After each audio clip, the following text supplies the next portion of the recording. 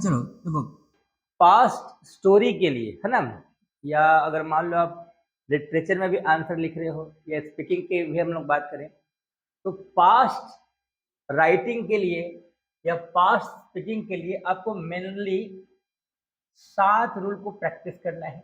इससे आप लोग का इंग्लिश बेहतर हो सकता है। कितने रूल का प्रैक्टिस करना है? 7 रूल का। इसमें जो पहला रूल है ये आप लोग पढ़े हैं, ये रूल सिंपल पास्ट का है। ये रूल किसका है? Simple past.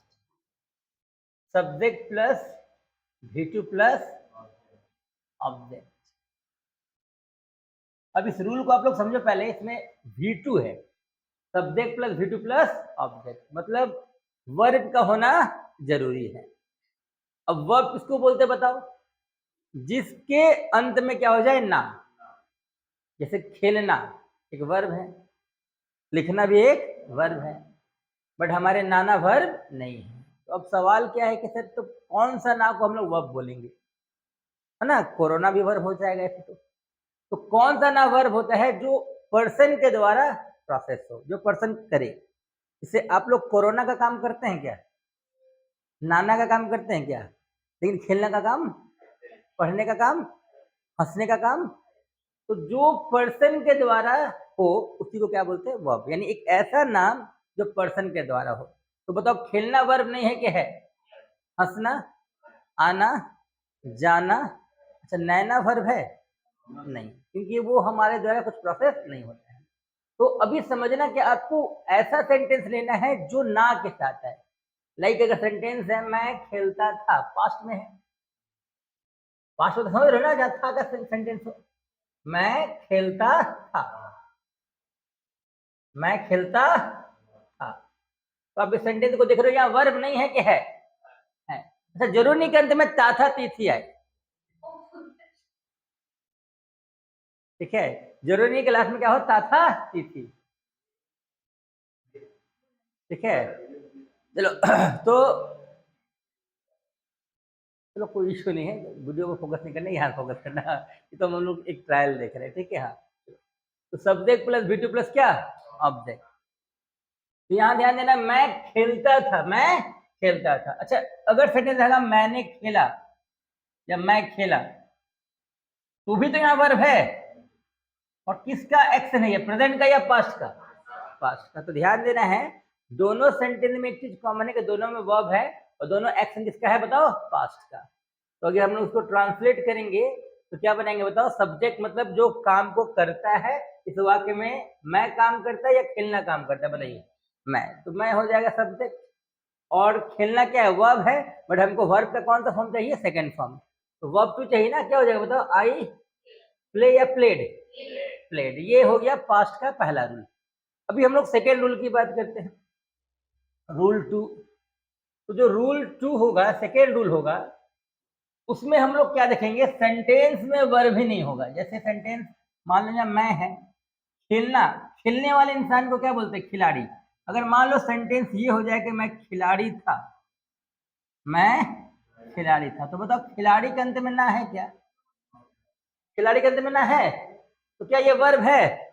नहीं। समझना, मैं खेलता था ये भी सिंपल पास्ट और मैं खिलाड़ी था ये भी सिंपल पास्ट है। दोनों कौन से टेंस है? Simple past. लेकिन दोनों में डिफरेंस क्या है? एक वर्ब वाला सेंटेंस है, दूसरा बिना वर्ब वाला है। एक वर्ब वाला और एक बिना वर्ब वाला। अब सवाल है कि सर इसमें वर्ब ही नहीं है तो V2 कहां से आएगा? तो याद रखिएगा, अगर किसी वाक्य में वर्ब नहीं हो तो सबसे पावरफुल हेल्पिंग वर्ब से हम लोग मदद लेते हैं। अंग्रेजी का सबसे पावरफुल हेल्पिंग वर्ब बी होता है। बी से कौन कौन बना है? इज, एम, आर, वाज, वर। जबकि हैव, हैज, हैड, हैव से बना है। हैव से हैज और हैड। डज और डिड किससे बना है? डू से। तो सबसे पावरफुल हेल्पिंग वर्ब कौन होता है? बी। इसी बी का V2 जो होता है वो क्या होता है? वाज और वर। तो हम लोग को यहाँ वाज और वर का इस्तेमाल करना है, आगे पीछे सब्जेक्ट और ऑब्जेक्ट। तो ये भी कौन सा रूल है? सिंपल पास्ट का ही। अब बच्चे बोलते नहीं सर वाज वर तो कंटिन्यूअस में इस्तेमाल होता है। भाई वाज वर कंटिन्यूअस में जब इस्तेमाल होता है तो उसके बगल में क्या होता है? V4 होता है। और अंग्रेजी में इज, एम, और वाज वर हेल्पिंग वर्ब भी होता है और मेन वर्ब भी होता है। यहाँ वाज वर किस रूप में काम कर रहा है? मेन वर्ब या प्रिंसिपल वर्ब के रूप में। अगर इस वाज वेयर के बगल में V4 होता है, लाइक आई वॉज प्लेइंग,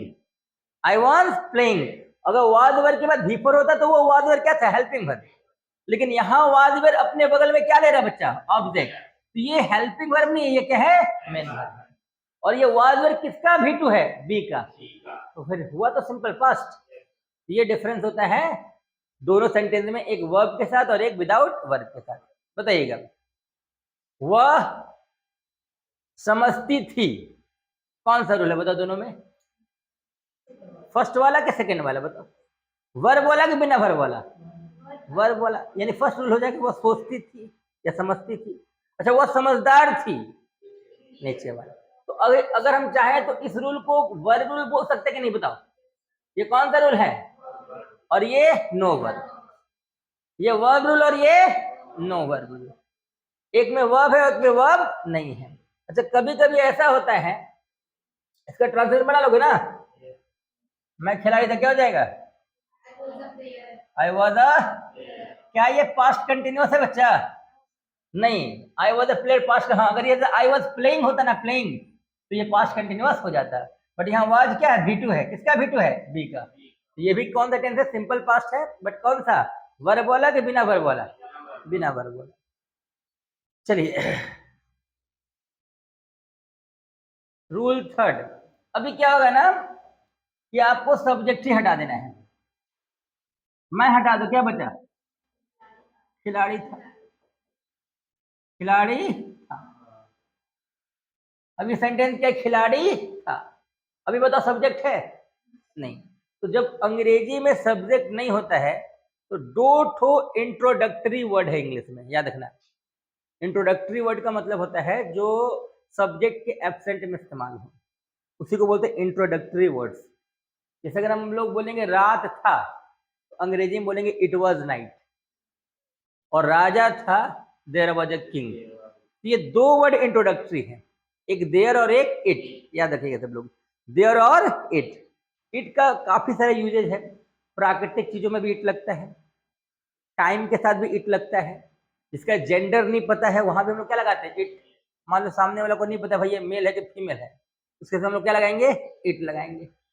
या कभी कभी आपके पास फोन आ जाए और उधर तक कॉल किया, कोई बोल ही नहीं रहा, आप पूछ रहे हेलो कौन, अब वो उधर तो बोल ही नहीं रहा, तो तुमको नहीं पता वो लड़का है कि लड़की है, तो क्या बोलोगे, who is he, who is she, क्या बोलते हैं, हु इज इट।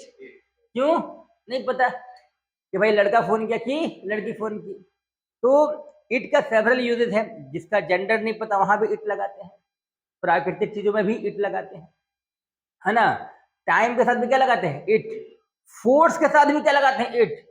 तो आजकल बाइक में भी लोग लिखता है इट इज आई, हालांकि गधा लोग लिख देता है it is me, it is me नहीं लिखना है, इट इज आई, मैं ही तो हूं, फोर्स है ना, इट इज आई, या यही वो लड़का है, तो क्या बोलते हैं, इट इज द बॉय। अब लड़का में तो ही लगना चाहिए था ना, हम लोग क्या लगाए, इट, क्यों लगाए, फोर्स, यही वो लड़की है, सी इज द गर्ल नहीं होगा, इट इज द गर्ल। तो माइंड में क्या समझना है कि इट का सेवरल यूजेस है, देयर और इट में बस इतना ही अंतर है कि मैक्सिमम टाइम के साथ इट का प्रयोग करेंगे, और जब टाइम नहीं रहेगा तो फिर देयर का। बताओ, रात था, क्या लगाएंगे, जनवरी था, शाम था, अगस्त था, बारिश हो रही थी, प्राकृतिक चीज है, इट लगेगा। हाँ, लेकिन बताओ, राजा था, डॉक्टर था, विद्यार्थी था, खिलाड़ी था, तो यहाँ क्या लगाना बताओ, क्या लगाना बच्चा, देयर। अगर व्यक्ति एक है तो क्या लगाएंगे, वॉज, और व्यक्ति एक से अधिक है तो क्या लगाएंगे, वर। इसके बाद क्या, ऑब्जेक्ट। और फिर से बताइए, क्या कंटिन्यूअस वाला टेंस है, नहीं, ये बी का क्या है, वर्ब टू है। और इस सेंटेंस की खासियत क्या है, यहाँ वर्ब नहीं है कि सब्जेक्टो नहीं है, हाँ, वर्ब नहीं था तो बी से मदद नहीं है, और सब्जेक्ट नहीं था तो किससे मदद नहीं है, देयर से।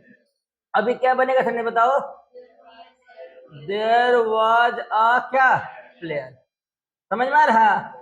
और ये तीनों कौन सा टेंस है बताओ, पास्ट, सिंपल पास्ट, इसको पास्ट इंडेफिनिट भी हम लोग बोलते हैं। और ये बहुत ज्यादा इस्तेमाल होता है किसमें, स्टोरी राइटिंग में। कहाँ, स्टोरी राइटिंग में। अंग्रेजी बोलने के लिए या लिखने के लिए इसका काफी इस्तेमाल है।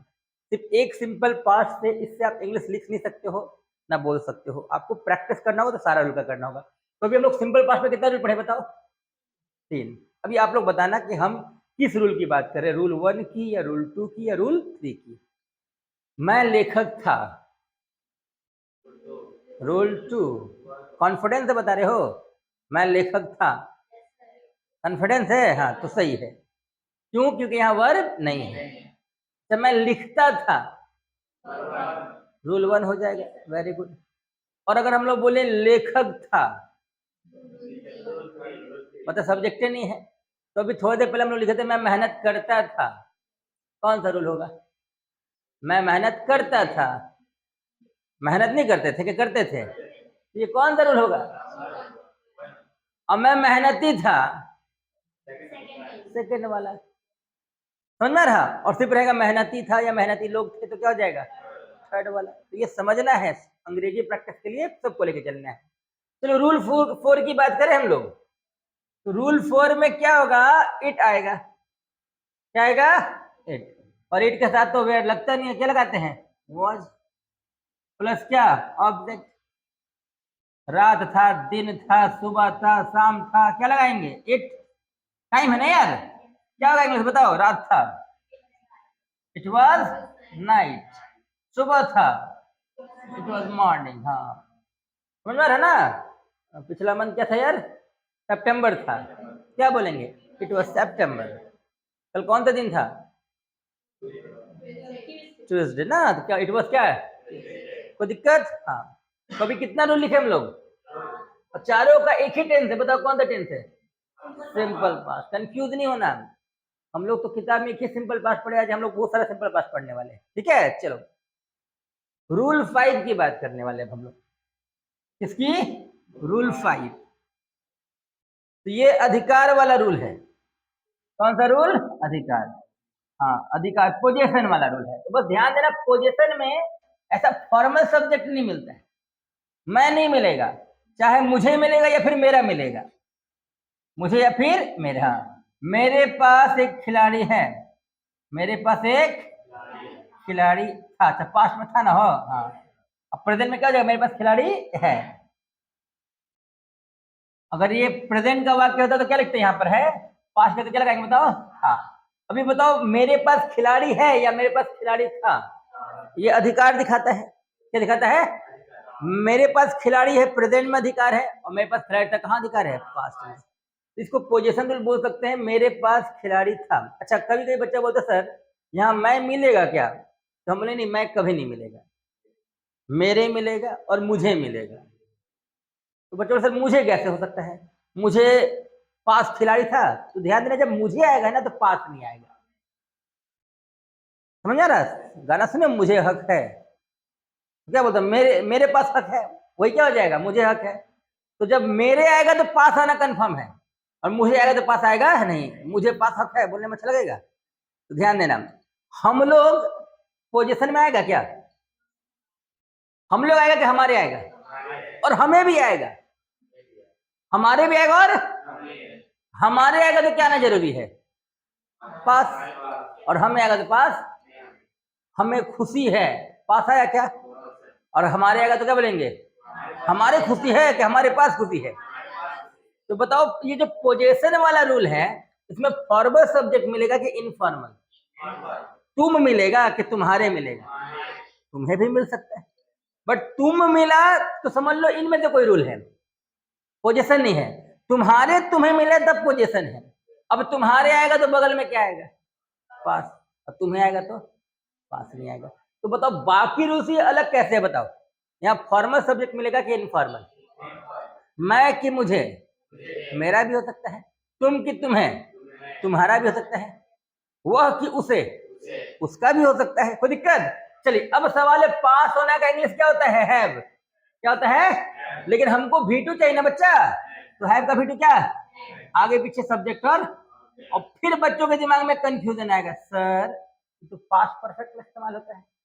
अरे भाई वो पास्ट परफेक्ट वाला हेड बगल में V3 लेता है, क्या लेता है? वो हेल्पिंग वर्ब है, ये V3 एक ऑब्जेक्ट है, तो ये मेन वर्ब है, क्या है? मेन। और ये हेड किसका? V2 है, हैव का, तो ये भी सिंपल पास्ट है। देखो तालेश्वर पूरा एकदम आज एनर्जी के साथ पढ़ रहा है। तो समझना क्या है, हर वाज वेयर कंटिन्यूअस होता है क्या? और हैड भी परफेक्ट नहीं होगा। तो इससे क्या सीखे अभी तक? Is am are was were have has had do does did सिर्फ हेल्पिंग वर्ब नहीं होता है, मेन वर्ब भी होता है। Is am are was were have has had do does did सिर्फ हेल्पिंग वर्ब। अब इसका आसान सा जवाब क्या होगा बताओ? आसान सा जवाब कि पहचान जाए तुरंत।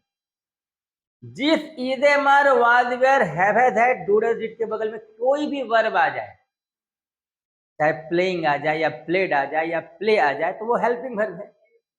और अगर वही is am are was were have has had do does did के बगल में कोई वर्ब ना आके ऑब्जेक्ट आ जाए, क्या आ जाए? ऑब्जेक्ट आने वाला कौन वर्ब? समझ में आ रहा? तो फिर से बताओ, is am are was were have has had do does did helping verb की मेन वर्ब? दोनों। Very good. अगर is am are was were have has had do does did के बगल में कोई भी वर्ब आ जाए, तो वो is am are was were क्या बन जाएगा? Helping verb. और वही is am are was were have has had do does did के बगल में कोई ऑब्जेक्ट आ जाए, तो यहाँ ये हेड क्या है? Main verb. ये पास्ट परफेक्ट नहीं है, ये पुनः सिंपल पास्ट है। कोई दिक्कत? तो मेरे पास खिलाड़ी से क्या होगा बताओ? I had a play. रात तो लगता है तुम भाई सही में शिक्षक बन जाएगा, पूरा एकदम मूड में है लड़का। हाँ, सब जवाब अकेले ही दे रहा है, पूरा क्लास का मोर्चा अकेले संभाले हुए है। आई हैड अ क्या? प्लेयर। I had a. तो अभी कितना रूल हुआ? 5 रूल हुआ। अभी जो छठा सातवां है उसमें क्या आएगा? एक कुड और एक शुड। सब्जेक्ट कैन का ये पास्ट इक्विवेलेंट ना, कुड। मॉडल के बाद क्या चाहिए? V1। क्या चाहिए? V1। इसके बाद क्या? ऑब्जेक्ट। और सेल का पास्ट इक्विवेलेंट क्या होता है? शुड। क्या होता है? और ये भी मॉडल है, क्या लगाएंगे मॉडल के बगल में? V1। हर मॉडल के बगल में क्या मांगता है? V1। याद रखना। हाँ, किसी भी मॉडल के बगल में V2 मत दे देना। इसका नाम है आदर्श सहायक क्रिया, तो ये अपने सिद्धांत को बदलेगा नहीं। चाहे कैन हो या कुड हो या शुड हो या सेल हो या विल हो, हर मॉडल को अपने बगल में क्या मांगता? V1। हाँ, हिंदी सबका सेम नहीं होगा, इसका हिंदी क्या आएगा? सकता था मैं। हाँ, मैं खेल सकता था, मैं खेल सकता था। Very good. इधर क्या होगा बताओ? मैं कि मुझे? फिर इनफॉर्मल आ जाएगा, मुझे खेलना चाहिए, मुझे खेलना। इंग्लिश बन जाएगा यार। क्या बनेगा बताओ? मैं खेल सकता था, आई कुड क्या? प्ले। और नीचे वाला आई शुड क्या? प्ले। कोई दिक्कत? तो ये 7 रूल्स का जम के प्रैक्टिस करो, अंग्रेजी लिखने में या बोलने में यही इस्तेमाल होता है। समझ में आ रहा ना? कोई भी अगर हम लोग स्टोरी की बात करेंगे, आप देखोगे यही 7 रूल इस्तेमाल होगा। बचपन में बहुत सारा कहानी पढ़े होगे। एक राजा था, बताओ कौन सा रूल है? थर्ड वाला। ठीक है। उसके 4 बेटे थे, सोचो कौन सा रूल है? उसके 4। पहले बताओ, फॉर्मल सब्जेक्ट लग रहा है क्या? तो कौन सा हो जाएगा? समझ में आ रहा है? पोजीशन वाला।